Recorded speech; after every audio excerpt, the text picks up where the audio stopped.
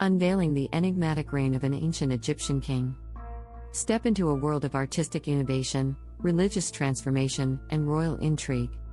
Welcome to a journey through the legacy of Akhenaten, Nefertiti, and the radiant Aten. Join us as we explore the transition from many gods to one and how it shaped an entire civilization. Prepare to be captivated by the tale of a ruler who dared to challenge the status quo and usher in a new era of belief.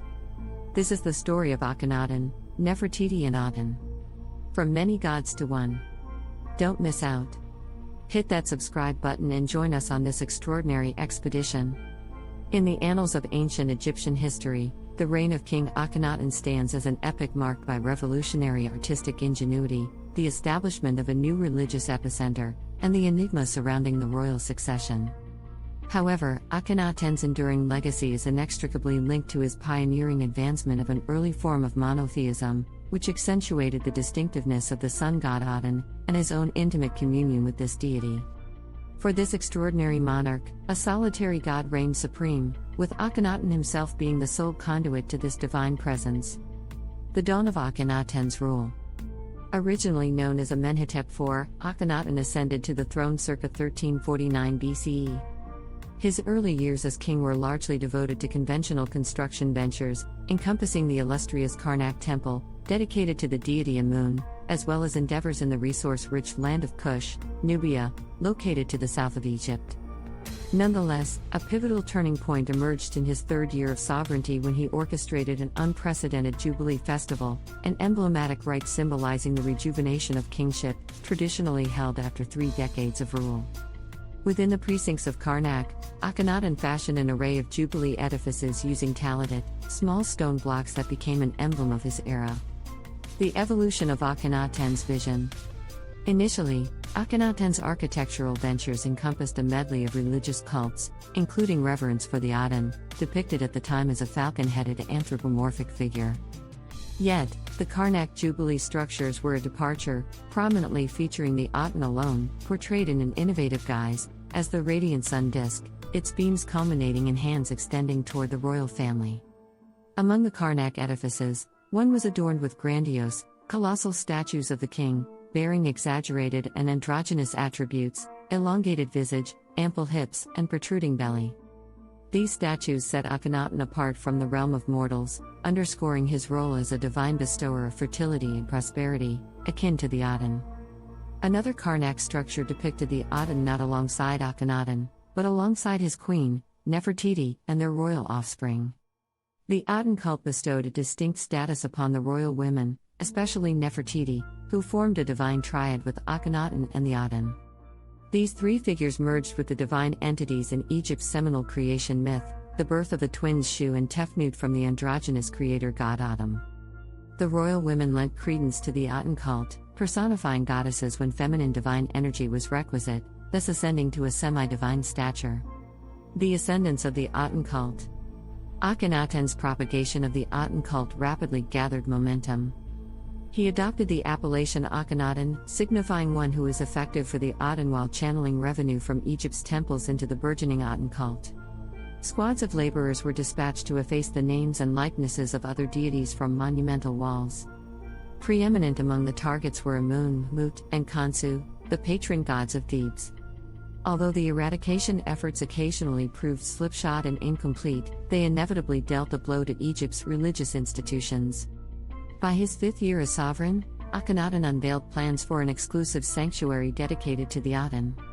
Selecting a site halfway between Memphis, Cairo, and Thebes, Luxor, he christened it Akhenaten, translated as the horizon of the Aten. Modernly recognized as Amarna, this locale would become synonymous with a momentous departure from the existing order, whether driven by spiritual ardor or political motives to distance himself from the Amun priesthood. The rise of Amarna. Amarna swiftly burgeoned into an expansive metropolis on the eastern bank of the Nile River.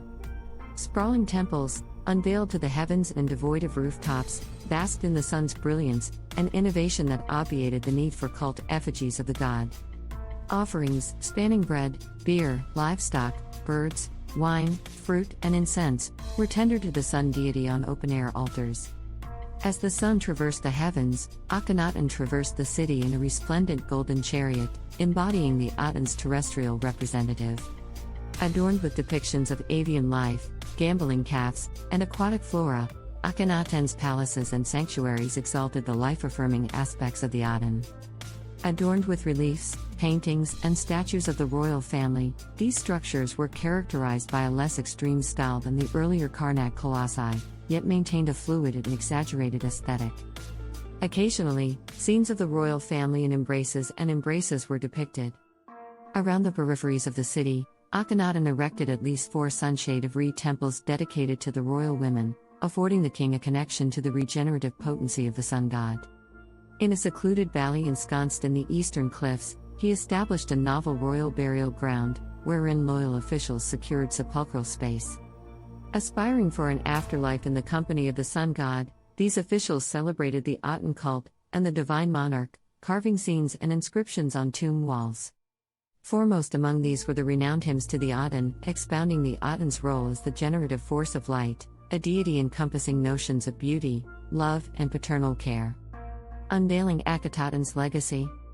Today, the vestiges of Amarna at Akhenaten serve as an exceptional archaeological tableau, a city remarkably preserved from antiquity, bearing witness to the domiciles, temples, palaces, avenues, and sepulchres of a solitary generation.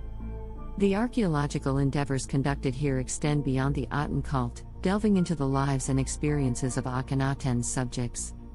Continuing excavations, led by the Amarna project, unearth the narratives of those interred in non-elite graveyards, illuminating the challenges of their existence and their nutritional predicaments. Although the extent of these adversities in Akhenaten remains an enigma, the coffins discovered in these tombs, adorned with traditional funerary deities, underscored that not all followed the sovereign's rejection of the pantheon. The denouement of an era. The occupancy of Akhenaten was fleeting. After a 17-year rule, Akhenaten passed away under circumstances now obscured by history. His final resting place was the Amarna royal tomb, where his daughter Mekhetaten, and potentially his mother Tia, had already been laid to rest. Subsequently, a series of rapid successions ensued, their specifics shrouded in mystery. In the twilight years of his reign, Akhenaten shared his regency with family members, including Smen. Thank you for joining us on this captivating journey through history. If you enjoyed this exploration of Akhenaten's reign, don't forget to give us a thumbs up and leave your thoughts in the comments below. Stay tuned for more immersive insights into the world's most fascinating historical narratives. Remember to hit that notification bell so you never miss an episode. Keep exploring, keep learning, and keep embracing the wonders of the past.